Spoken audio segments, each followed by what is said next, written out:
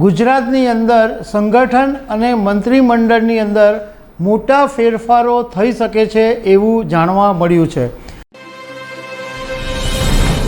નમસ્કાર દર્શક મિત્રો, કેન્દ્રની અંદર 9મી તારીખે પ્રધાનમંત્રી નરેન્દ્ર મોદી શપથ લઈ લે એ પછી ગુજરાતની અંદર સંગઠન અને મંત્રીમંડળની અંદર મોટા ફેરફારો થઈ શકે છે એવું જાણવા મળ્યું છે।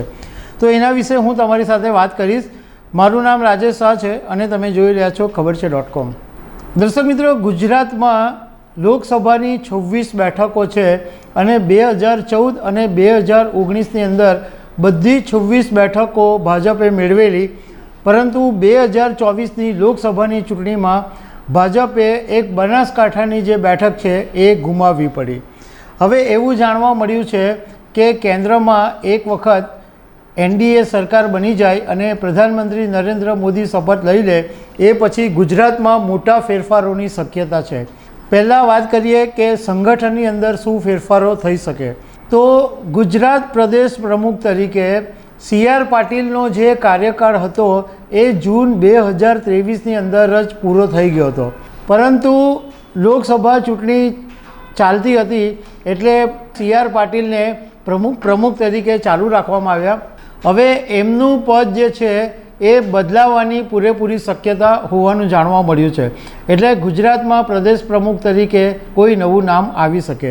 તો અમે આના વિશે રાજકારણના જાણકારો સાથે થોડીક વાત કરી તો એવું જાણવા મળ્યું કે કદાચ તાત્કાલિક પ્રદેશ પ્રમુખ તરીકેનું પદ નહીં બદલાય, પરંતુ થોડા સમય પછી જો બદલાશે તો એમાં જ્ઞાતિવાદના સમીકરણને ધ્યાનમાં રાખીને પટેલ અથવા ક્ષત્રિયને ચાન્સ મળી શકે।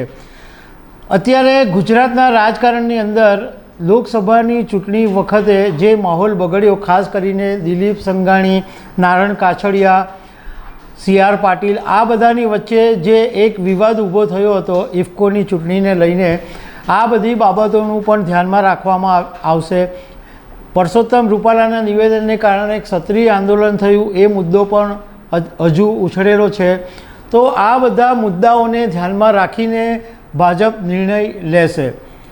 બીજું કે મંત્રીમંડળની અંદર મોટા ફેરફારોની શક્યતાને પણ નકારી શકાય તેમ નથી, કારણ કે જ્યારે લોકસભા 2024ની ચૂંટણી હતી ત્યારે CR પાટીલે કોંગ્રેસ માટે રીતસરના દરવાજા ખુલ્લા મૂકી દીધેલા અને કોંગ્રેસના ઘણા બધા નેતાઓ ભાજપમાં સામેલ થઈ ગયા હતા। હવે આ બધા નેતાઓને મંત્રી પદનું કમિટમેન્ટ આપેલું છે, એટલે એ દ્રષ્ટિએ પણ મંત્રીમંડળની અંદર ફેરફાર કરવા જરૂરી છે। ખાસ કરીને એવું માનવામાં આવે છે કે કોંગ્રેસના દિગ્ગજ નેતા અર્જુન મોઢવાડિયાને મંત્રીમંડળમાં ચાન્સ મળે એવી પૂરેપૂરી શક્યતાઓ દેખાઈ રહી છે। બીજી તરફ એક શક્યતા એ પણ છે કે ગુજરાતના મુખ્યમંત્રી તરીકે ભૂપેન્દ્રભાઈ પટેલને પણ થોડા સમય પછી બદલવામાં આવે। રાજકારણના જાણકારો પાસેથી અમને જાણવા મળ્યું કે ભૂપેન્દ્રભાઈ પટેલને પોતાને જ એવી ઈચ્છા નથી કે તેઓ મુખ્યમંત્રી પદ પર આગળ રહે, કારણ કે તેઓ એકદમ સીધા સાદા અને આધ્યાત્મિક માણસ છે, એટલે એમને બહુ CM પદ રહેવામાં રસ નથી। તો આ વખતે જો મુખ્યમંત્રી પદની વાત આવે તો દક્ષિણ ગુજરાતનો નંબર લાગી શકે એવું રાજકારણના જાણકારોનું કહેવું છે, કારણ કે છેલ્લા તમે લગભગ 35 વર્ષથી જુઓ તો દક્ષિણ ગુજરાતને અન્યાય જ થયો છે।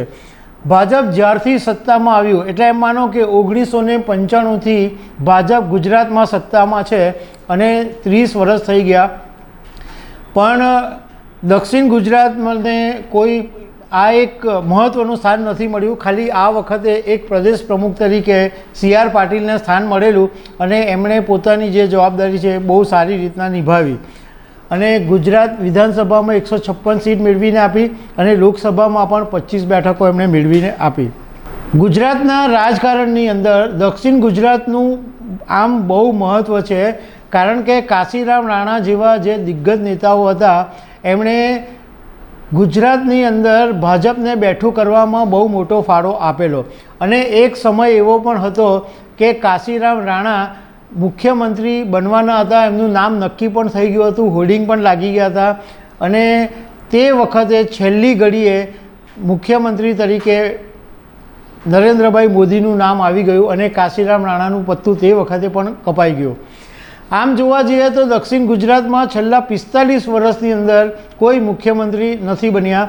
છેલ્લે અમરસિંહ ચૌધરી લગભગ 1991માં 1990ની અંદર અમરસિંહ ચૌધરી એ કોંગ્રેસમાં હતા, તેઓ ગુજરાતના મુખ્યમંત્રી બન્યા હતા. એ પછી દક્ષિણ ગુજરાતમાંથી કોઈ પણ મુખ્યમંત્રી બન્યું નથી.